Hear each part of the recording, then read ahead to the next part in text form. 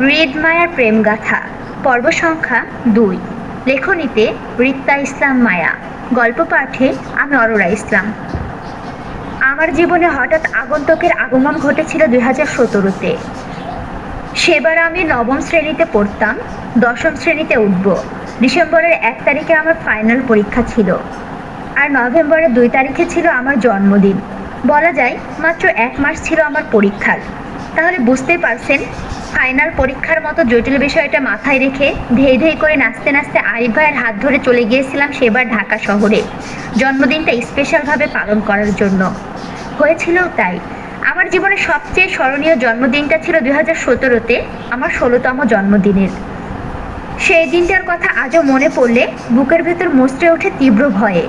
ও কি ভয়ঙ্কর পরিস্থিতির শিকার হয়েছিলাম আমি সেই রাতে ওই অচেনা লোকটির সাথে।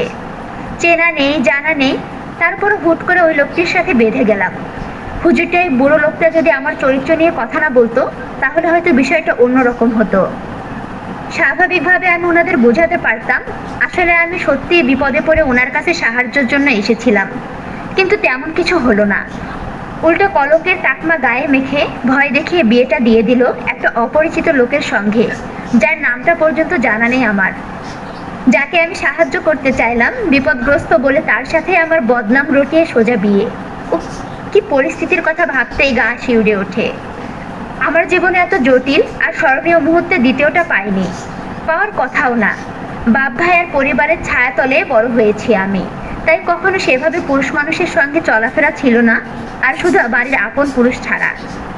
এই যেমন চাস্তো খালাতো ভাই বোন ছাড়া আর কি। আচ্ছা যাই হোক, এবার আসি মূল কথায়। আমার যার সাথে বিয়ে হয়েছিল, লোকটাকে আমি রাতের আধারে রাস্তার ল্যাম্পপোস্টের হলুদ আলোয় দেখেছিলাম সে রাতে। তারপর আমাদের সাহায্যকারীর বাসায়, মানে আমাদের সেই বাসায়, যেই বাসায় বিয়ে হয়েছিল সেই বাসায় দেখেছিলাম লোকটাকে প্রদীপের মৃদু আলোয়। মানে কারেন্ট ছিল না সে রাতে, বেশ ঝড়ঝাপটা তুফান হয়েছিল বলে সেই এলাকায় বিদ্যুৎ সংকটে ছিল। সেজন্য মূলত কারেন্ট ছেড়ে ছোট্ট একটা মোমবাতির অল্প আলোয় আমাদের দুজনের বিয়েটা দিয়েছিল কাজী সাহেব। আরিফ ভাইকে হারিয়ে ফেলা, কাজী সাহেবের হুমকি ধামকি, আবার অচেনা লোকটাকে নিয়ে ভয়, টেনশন, সবকিছু মিলিয়ে আমার অবস্থা ছিল যা তা বলার বাইরে। আতঙ্ক এতটাই ছিল যে ওই অল্প দেখা স্বামীর মুখটা আমি আর মনে রাখতেই পারিনি।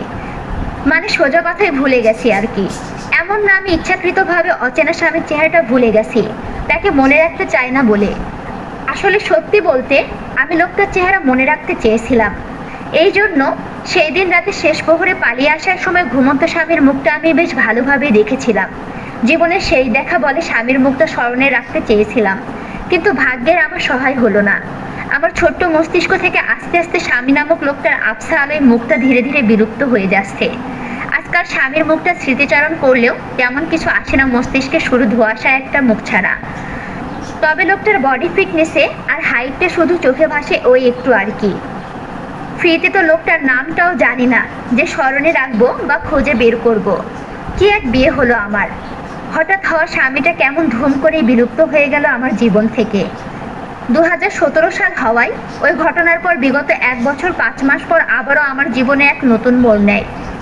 নবম শ্রেণী পাশ করলাম, দশম শ্রেণীর এসএসসি পরীক্ষা দিলাম, রেজাল্টও বের হলো। মোটামুটি ভালো রেজাল্ট পেয়েই পাশ করলাম। ২০১৯ সালের দিকে কলেজে উঠব। যথারীতি আমার কলেজ ভর্তি হওয়ার চিন্তাটা আমার বাপ ভাইয়ের ওপর ছেড়ে দিলাম বরাবরের মতোই। এতে অবশ্য আমার নিজস্ব কোনো মতামত নেই। পরিবারের মেয়ে, তারা যেখানে বলবে সেখানে ভর্তি হতে হবে আমাকে, এক কথা। তাই পড়াশোনার বিষয়ে কখনো মাথা ঘামাইনি। আমার সাথে অবশ্য এক দলে জুইও আছে, ওকেও আমার ছোট চাচা আমার সাথে ভর্তি করাবে। যেহেতু আমরা দুজনে জন্মের পর থেকে একসঙ্গে হেলে দুলে বড় হয়েছি, পড়াশোনাও একত্রে করেছি, সেহেতু আমাদের আলাদা করা কারো চিন্তা আপাতত ছিল। তাই সহপাঠী হিসাবে জুইকে পাবো এটা নিশ্চিত ছিলাম আমি। আচ্ছা যাই হোক, পরিবারগত অনেক বুঝ পরামর্শ করার পর বাবা আর ছোট চাচার আদেশ হলো আমাদের দুজনকে চট্টগ্রামে ভর্তি করাবে। মানে আমাদের প্রথমে আরিফ ভাইয়ের ফ্ল্যাটে থাকতে হবে, পরবর্তী সময় যখন আমরা হোস্টেলে সিট পাবো তখন আমাদের দুজনকে হোস্টেলে দেওয়া হবে, এমনটাই কথা রইল। হলো তাই। ভর্তি পরীক্ষার জন্য সোজা চলে গেলাম আশুগঞ্জ টু চট্টগ্রাম শহরে। আচ্ছা, এখানে তোমাদের মধ্যে কেউ কি আশুগঞ্জ অথবা চট্টগ্রাম থেকে কেউ কি আছো? থাকলে অবশ্যই কমেন্ট করে জানাবে। আরিফ ভাইয়া তখন সবেমাত্র মাস্টার্স করছিল। সেই বছরই তার লাস্ট ইয়ার ছিল মাস্টার্সের। ভাইয়া ফাইনালিস্ট ছিল। চট্টগ্রামে ভাইয়ের লেখাপড়ার সুবিধার্থে থাকলেও চট্টগ্রাম শহরটার সাথে আমাদের আত্মীয়তার সম্পর্ক ছিল আরও একটা।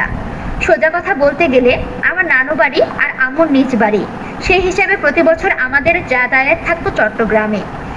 কিন্তু তারপরও আমার ওই চট্টগ্রাম শহরকে কোনোভাবে আপন মনে হতো না।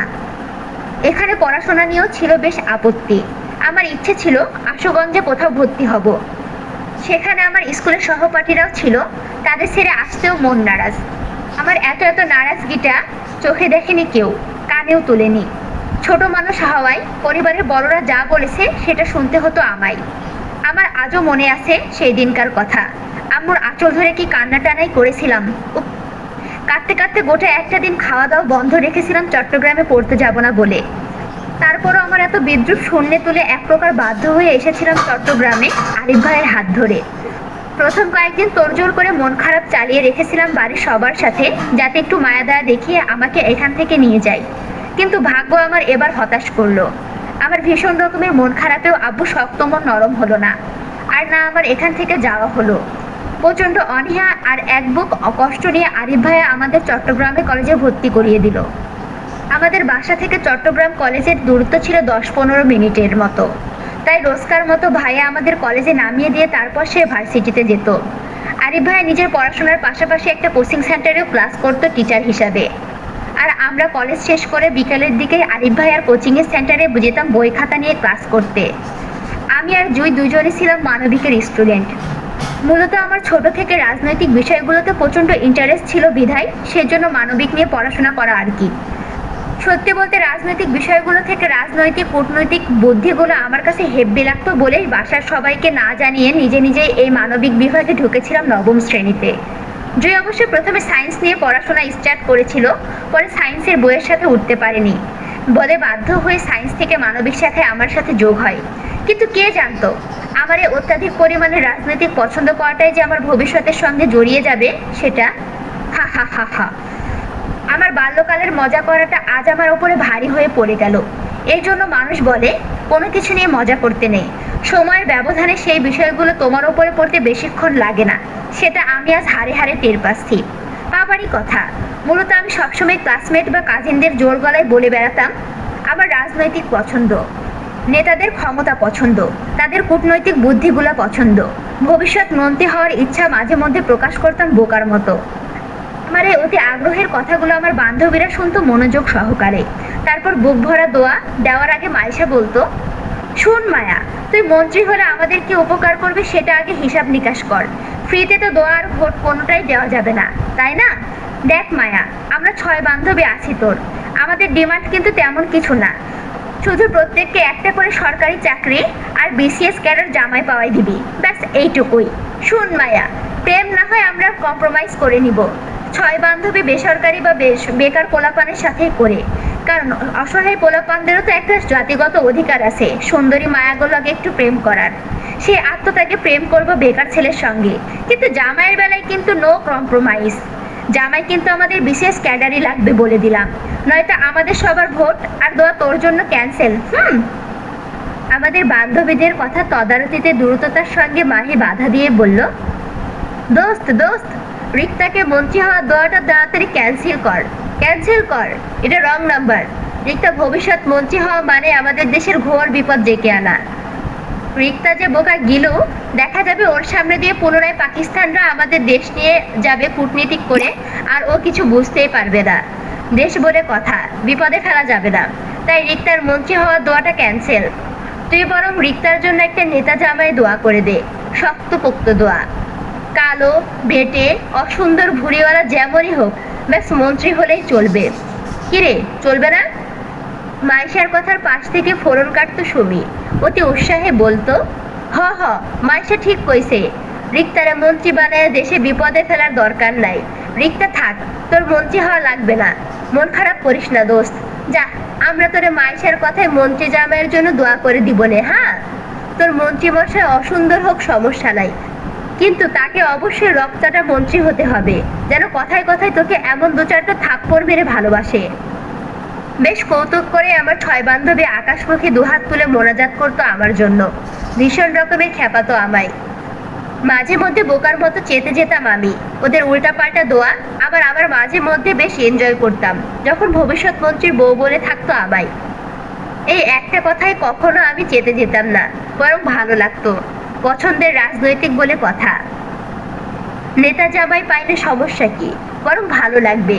মনে মনে যেমন বান্ধবীদের দোয়া করা নিয়ে খুশি থাকতাম, তেমনি ভয়ে ভয়ে থাকতাম এই ভেবে যে আমায় দেখে জীবনে একটাও ইয়াং নেতা ছিল না।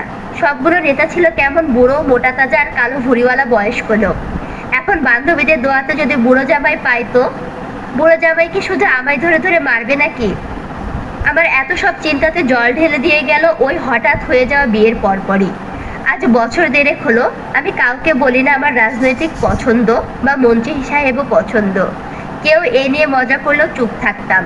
বিয়ে নিয়ে আমার হঠাৎ চুপ থাকার কারণটা আজও কেউ ধরতে পারলো না। পারবে কিভাবে? আমি কাউকে আজ পর্যন্ত আমার হঠাৎ হওয়া বিয়ের ঘটনাটা খুলে বলি না, এই ভয়ে যে বিয়ের মতো এত বড় একটা জটিল ঘটনা শুনলে সবাই আমাকে দোষ দিবে। তাছাড়া পরিবার যখন আমাকে এই বিয়ের ব্যাপারে কিছু বলবে, তখন আমি কি বলবো তাদের? আমার কাছে তো উত্তর নেই। তাছাড়া আমার আব্বু ভীষণ রকমের রাগী আর জেদি মানুষ। ওনার কানে এই খবর যাওয়া মানে আমাকে কেটে নদীতে ভাসিয়ে দেওয়া। আব্বু ভয়ে আজ পর্যন্ত আমি জুয়ের সাথে পর্যন্ত বিয়ের বিষয়টা শেয়ার করিনি। ভবিষ্যতে কখনো করব বলেও মনে হয় না, কারণ আমার সেই সৎসাহস নেই। আমি জানি না লোকটা কে ছিল, আর কাকেই বা সে রাতে আমি বিয়ে করেছিলাম। আব্বু এই বিষয়টা আমাকে কিছু জিজ্ঞেস করলে আমি লোকটার নামটা পর্যন্ত বলতে পারবো না। এই জন্য মূলত চুপ থেকে গেলাম নীরবে। তাছাড়া আমি বিগত 1.5 বছরে দুটো বিষয় লক্ষ্য করেছি। আগে বিয়ে শব্দটা আমার মাথায় আসলে প্রথম প্রথম ভয় পেতাম, কিন্তু আজকাল শুধু তো হতাশা কাজ করে নিজের মাঝে স্বামী শব্দ নিয়ে। নাম দাম ঠিকানা পরিচয়পত্র কিছুই জানি না তার। যাও একটু করে লোকটার ফেসটা মাথায় ছিল, দীর্ঘ সময়ের দূরত্বে তার আদো আলো চেহারাটাও ভুলে যাচ্ছে দিন বা দিন। আমার কপালে কি আছে কে জানে, কিন্তু সেই মানুষটার জন্য আমার জীবন যেন থেমে আছে। অদ্ভুতভাবে আজও তার কথা আমার স্মৃতিতে গেঁথে আছে দৃঢ়ভাবে। নিশ্চিত জীবনে অনিশ্চিত স্বামী দেখা ইহ জীবনে পাবো না বলে এটাও জানি। তারপর লোকটা আমার মস্তিষ্ক জুড়ে বিচরণ। দীর্ঘ মনস্তাত্ত্বিক বিষয়ে ভেবে দীর্ঘ নিঃশ্বাস ফেললাম। আমার জীবনে ফেলে আসা দিনগুলো আবারও একবার স্মৃতিচারণ করলাম বিছানায় পা দুলাতে দুলাতে। বুক ভারী নিঃশ্বাস ফেলে ঘাড় ঘুরিয়ে তাকালাম জুয়ের দিকে। মেয়েটা সেই তখন থেকে সেজে যাচ্ছে, থামাথামি নাই। 1 ঘন্টার বেশি সময় হবে আয়নার সম্মুখে বসেছে সাজতে, তারপর সাজ কমপ্লিট হলো না মেয়েটার। আজব। এবার বেশ বিরক্তিতে কপাল কুঁচকে আসলো আমার, জুয়ের সাথে এত দেরিতে। আজ আমাদের কলেজের নবীনবরণ অনুষ্ঠান। আমাদের ক্লাস অবশ্য আরো মাসখানেক আগে থেকে শুরু হয়েছিল, কিন্তু আমাদের নবীনবরণ অনুষ্ঠানটা একটু দেরিতে হচ্ছে, বিশেষ কিছু অতিথিদের জন্য। বলতে গেলে আমাদের কলেজের ফাউন্ডার্সদের জন স্যারদের সাথে নাকি অনুষ্ঠানটা পিছোতে হয়েছে। এটা আমাদের সিনিয়রদের বলা কথা। ভাই, প্রতিষ্ঠানের ফাউন্ডার্স বলে কথা, তাদের জন্য 1 মাস কেন, চাইলে 5 মাসও পিছাতেও কারো সমস্যা হবে না। যাই হোক সেসব কথা। কলেজ নিয়ে আপাতত আমার মাথা ব্যথা নেই। কে আসলো কে গেল সেটা আমাদের দেখার কথা না। আমার বিষয় হচ্ছে এই মুহূর্তে জুইকে নিয়ে। মেয়েটা এখনো বিরতিহীনভাবে সেজে যাচ্ছে। সামান্য একটু অনুষ্ঠানের জন্য এত শাস্তি হবে? আজব। এবার আমি বেশ চটে গিয়ে রাগী গলায় বললাম জুইকে, অসভ্য মায়া, আর কতক্ষণ আমাকে এভাবে বসিয়ে রেখে সাজবি? সামান্য একটা অনুষ্ঠানের জন্য তোর এত শাস্তি হবে? লাইন মারতে যাবি কলেজে? আরিফ ভাইয়ের কাছে গিয়ে বিচার দিব তোর নামে, দেখিস।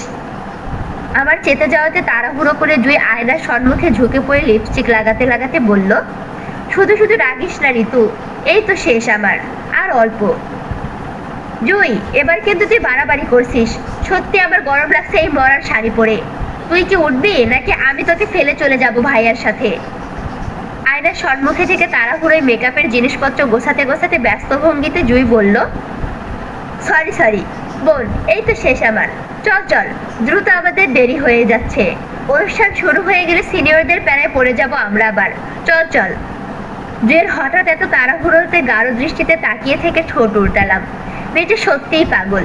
একে তো নিজেই দেরি করবে, তারপর আবার সেটা নিয়ে নিজেই আফসোস করবে। অদ্ভুত। আজ আর আমরা কেউ আরিফ ভাইয়ের বাইকে চড়লাম না। যেহেতু শাড়ি পরেছি, তাই রিক্সা ধরে সোজা কলেজের গেটে নামতেই চোখে লাগলো কলেজের ভারী প্যানেল সাজসজ্জা।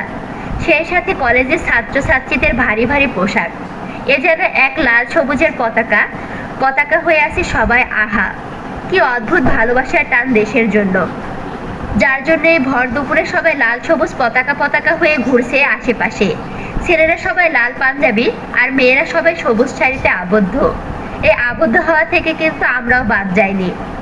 জুই আর আমি দুইজনে সবুজ রঙা শাড়ি পরেছি। পার্থক্য শুধু একটাই, আমার শাড়িটা জামদানি ব্যাস। ছোট ছোট পা ফেলে কলেজের গেট ধরে ভেতরে ঢুকে বুঝলাম আমরা মনে হয় একটু বেশি দেরি করে ফেলেছি। আমাদের আরো আগে আসা উচিত ছিল, কিন্তু অলরেডি অতিথি আসার সময় হয়ে গেছে। আমাদের পেছন পেছনে বিশেষ অতিথি আর প্রধান অতিথির গাড়ি ঢুকলো গেটে ধরে।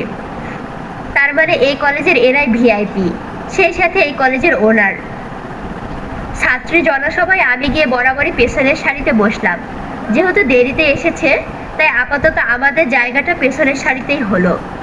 আমার হাতে ফোন নেই, জুয়ের হাতে আরিফ ভাইয়ের একটা ফোন আছে, সেটা দিয়ে সে অলরেডি ছবি তোলা শুরু করে দিয়েছে।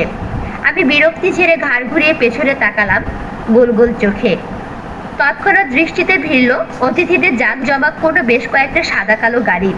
গেট ধরে ভেতরে ঢুকছে তারা। সিনিয়র ভাইয়া আপুরা সারিবদ্ধভাবে দাঁড়িয়ে তাদেরকে ফুল ছিটিয়ে বরণ করছে। সেই বরণে স্যাররাও দাঁড়িয়ে আছে হাতের ফুলের তোড়া নিয়ে। দূর থেকে অল্প অল্প চোখ লাগলো আমার। তিনটা গাড়ি থেকে তিনজন মানুষকে বের হতে দেখলাম ধবধবে সাদা পাঞ্জাবি পরিহিত অবস্থায়। একজন বেশ বৃদ্ধা আর একটা বয়স্ক টাইপের লোক, সাদা পাকা দাড়ি আর চুলে ভরপুর উলার। দ্বিতীয়জন অর্ধবয়স্ক হবে, বয়সটা শার্টের ঊর্ধ্বে হবে।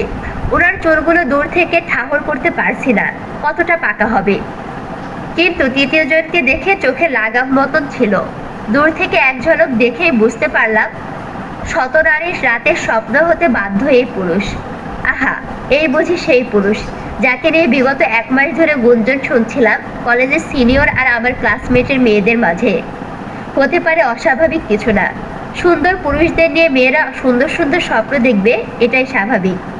আমি বিবাহিত না হলে এই মুহূর্তে আমি লোকটার প্রথম ঝলকে ক্রাশ খেয়ে বাঁকা হয়ে যেতাম, কিন্তু বিবাহিত মহিলাদের তো পরপুরুষদের দেখা পাপ। এখন আমিও লোকটার দিকে নজর দিলে পাপ হবে নিশ্চয়ই। তাই গোমট নিঃশ্বাসে সভ্য সুলভ দৃষ্টি সরিয়ে নিলাম লোকটার থেকে। ঠিক হয়ে বসতে বসতে দেখলাম লোক তিনজনকে প্রিন্সিপাল স্যার সহ বাকি স্যাররা এগিয়ে নিয়ে যাচ্ছে তাদের কক্ষের দিকে। পেছন থেকে সিনিয়র ভাইয়ারা আছেন। আমি এবার ঘাড় ঘুরিয়ে সোজা হয়ে বসলাম, কারণ ওনারা সবাই এবার তো আমাদের সামনে এসে বসবেন স্টেজের সামনে। আমার মনোযোগ খালি আসনের দিকে। সিনিয়র ভাইয়ারা কত ছোটাছুটি করছে অনুষ্ঠানটা সামলাতে। এই গরমে এক একজন ঘেমে নাজেহাল অবস্থা। লাল পাঞ্জাবি ঘেমে পিঠদয় লেপ্টে আছে তাদের। প্রধান অতিথি, বিশেষ অতিথি, সাইড অতিথি দেখার জন্য অল্প অল্প কৌতূহল ছিল আমার, কিন্তু আমার মনোযোগ সব নষ্ট হয় হঠাৎ পেটে গোতা খাওয়াই। বিরক্ত নিয়ে চাইলাম পাশে। জয় ঠোঁট উল্টিয়ে আমার কানের কাছে মুখ নিয়ে বলল, ঋতু, আমি ওয়াশরুমে যাব, প্লিজ আমার সাথে চল। কেমনটা লাগে, বাসা থেকে মাত্র আসলাম, এখন বসতে না বসতে ম্যাডামের ওয়াশরুমে তাড়া পেয়ে গেল। এতক্ষণ বাড়িতে কি করছিলি, তখন ওয়াশরুমে যায়নি কেন? মেজাজ খারাপে চাপার আগে দাঁত পিষে বললাম, তুই কি আজকে শপথ করছস আমাকে শান্তি দিবি না? এমনি তোর জন্য এত লেট হলো, এখন বসতে না বসতে তোর ওয়াশরুমের কাজ লেগে গেল। প্লিজ ঋতু, চল না।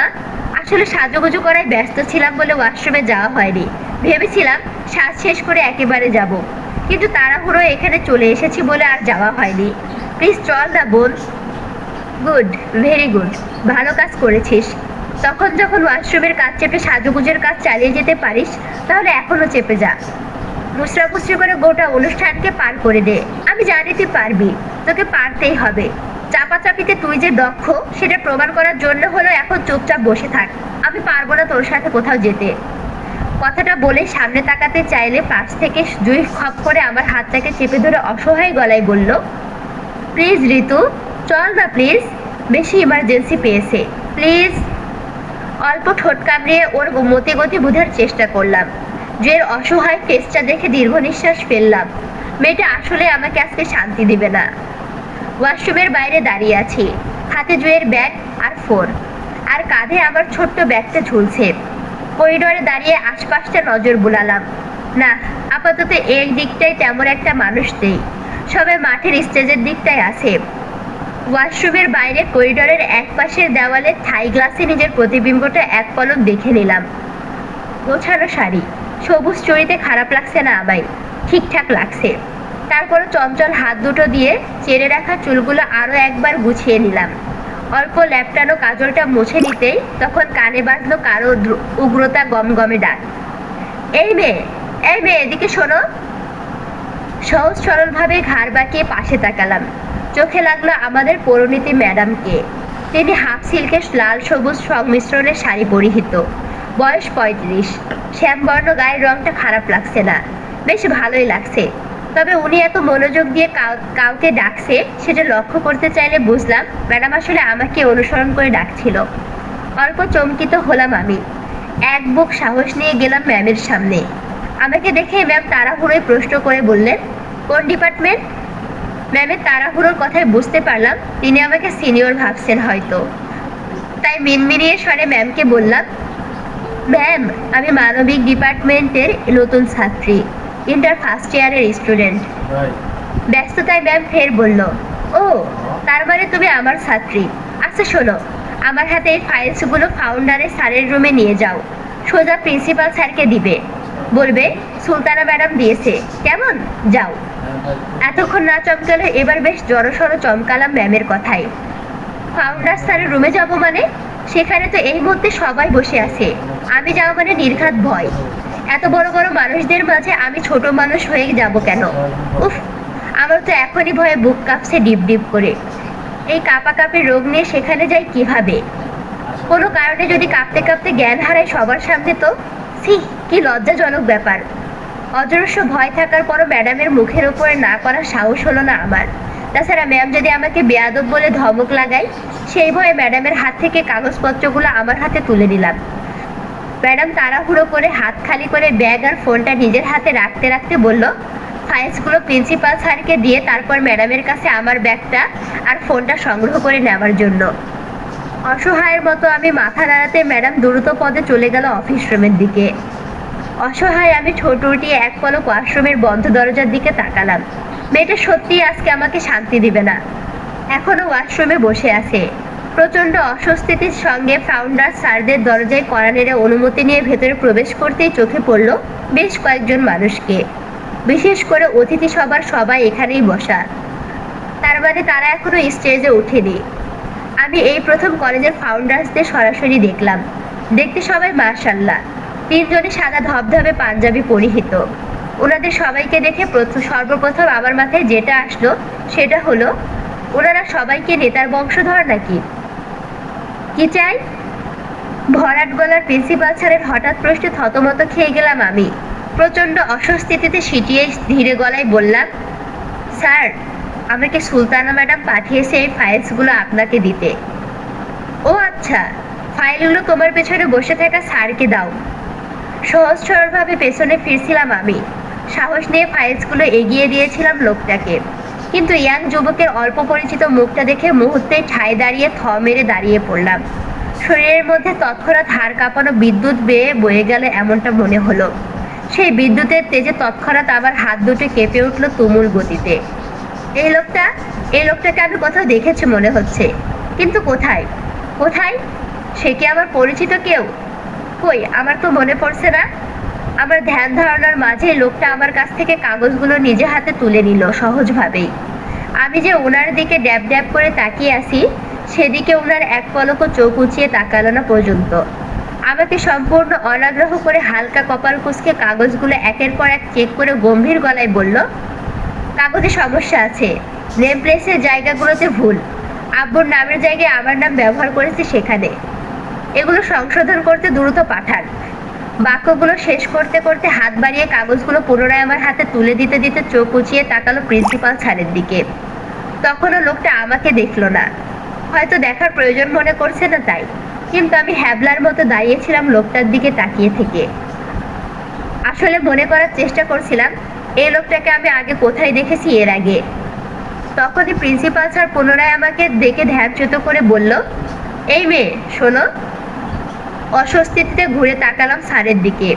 তিনি হয়তো বারবার এই মেয়ে বলে ডাকতে চাচ্ছে না ফাউন্ডার্সদের সামনে, তাই সহজভাবে আমার নাম জিজ্ঞেস করে বললেন, নাম কি তোমার? প্রচন্ড অস্বস্তিতে মিনমিনিয়ে স্বরে বললাম, রিক্তা। স্যার শুনতে না পেরে পুনরায় বললেন, কি নাম? হাঁসফাঁস করে বললাম, জি স্যার, রিক্তা ইসলাম মায়া। ও আচ্ছা, শোনো মায়া, এই ফাইলসগুলো তোমার সুলতানা ম্যামকে দিয়ে বলবে ভুলগুলো দ্রুত ঠিক করে পাঠাতে এখানে পুনরায়। যাও। মাথা দাঁড়িয়ে সম্মতি দিয়ে আর চোখে তাকালাম পাশের লোকটার দিকে। তিনি তখনও আমাকে দেখলো না পর্যন্ত।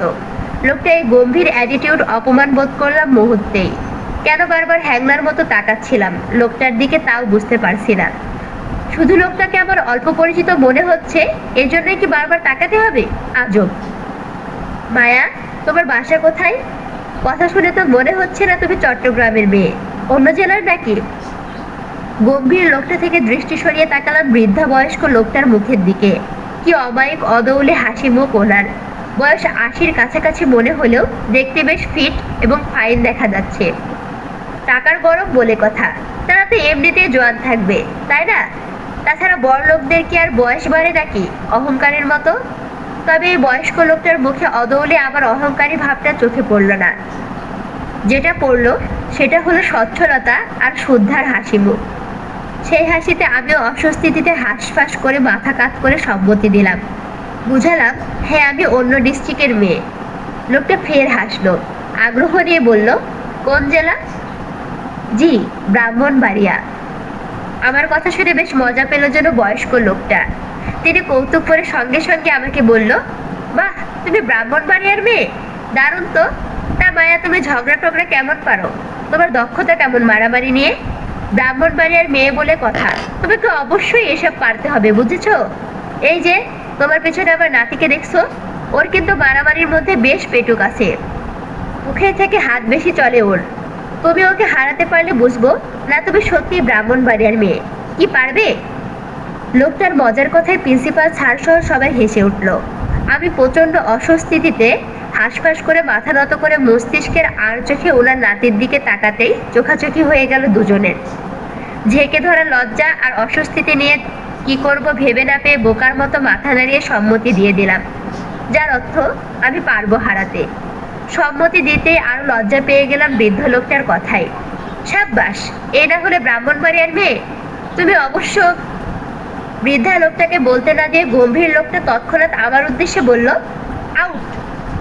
চমকে তাকালাম পিছনে। লোকটা যে আমাকে উদ্দেশ্য করে কথা বলল সেটা বুঝতে পারলাম, কিন্তু কেন? আমি কি ইচ্ছে করে এখানে দাঁড়িয়ে আছি নাকি? ওনার দাদা যান তো আমাকে দাঁড় করিয়ে রেখেছে, তাহলে আমাকে লোকটা এত মানুষের মধ্যে অপমান করছে কেন? কি করেছি আমি? Read, behave your self. এতক্ষণে বুঝলাম লোকটার নাম রিদ, আর বয়স্ক লোকটা ওনার দাদা ভাই। নাম জানি না, তবে বেশ শক্ত গলায় রিদ নামক লোকটাকে শাসাতে চাইলো, কিন্তু ততক্ষণে লজ্জার অপমানে আমার চোখে জল চলে আসার উপক্রম হলো। রিদ নামক লোকটা ওনার দাদা ভাইয়ের কথা আবারও উপেক্ষা করে ফের আগের ন্যায় আমাকে উদ্দেশ্য করে বলল, আই সে গেট আউট। আর দাঁড়ালাম না। অপমানের বিরতের সহিত ছলছল প্রিন্সিপাল স্যারকে বলে চলে আসতে চাইলাম। দরজা অবধি গিয়ে হঠাৎই কি মনে হলো পেছন ফিরে আবারও তাকালাম অল্প করে। সাথে সাথে চোখাচোখি হলো দুজনার। উনি তখন আমার দিকে কপাল কুঁচকে তাকিয়ে আছে। ওনার দৃষ্টিতে স্পষ্ট সন্দেহের ঘোর ছিল, কিন্তু কিসের এত সন্দেহ ছিল তা জানি না। তবে লোকটার অপমানটা আমার বেশ গায়ে লেগে উঠল। ফাউন্ডার স্যারকে কক্ষ থেকে বের হয়ে হালকা ফুপিয়ে উঠলাম কান্নায়। বেশ লজ্জা পেয়েছিলাম এতগুলোর অপরিচিত মানুষের সামনে সেই দিন আমি। সেই লজ্জা ছুটে বেশ করে কাঁদতে ইচ্ছে করেছিল আমার। তারপরও নিজেকে সংযম করে ম্যামের কাগজপত্রগুলো দিয়ে চলে আসলাম বোকার মতো নিজের ব্যাগ আর ফোন না নিয়ে। অপমানের লজ্জাটা এত বেশি লাগছিল যে মনেই ছিল না আমার ব্যাগগুলো ম্যামের কাছে থেকে নিতে হবে। শোনো আমার জনগণ, তোমাদের জন্য নতুন করে শুরু করলাম রিদ মায়ের প্রেমগাথা উপন্যাসটা। তোমরা বেশি বেশি করে লাইক, কমেন্ট, শেয়ার করো। যত বেশি রেসপন্স করবা তত বেশি ভিডিও ছাড়ার আগ্রহ থাকবে। তাড়াতাড়ি করে উপন্যাসটা শেষ করে দেব। তোমরা রেসপন্স করো না দেখে তো আমি উপন্যাস মাঝপথে ছেড়ে দেই। এরকম করলে হবে বলো? যাই হোক, লাইক, কমেন্ট, শেয়ার করো। এখনো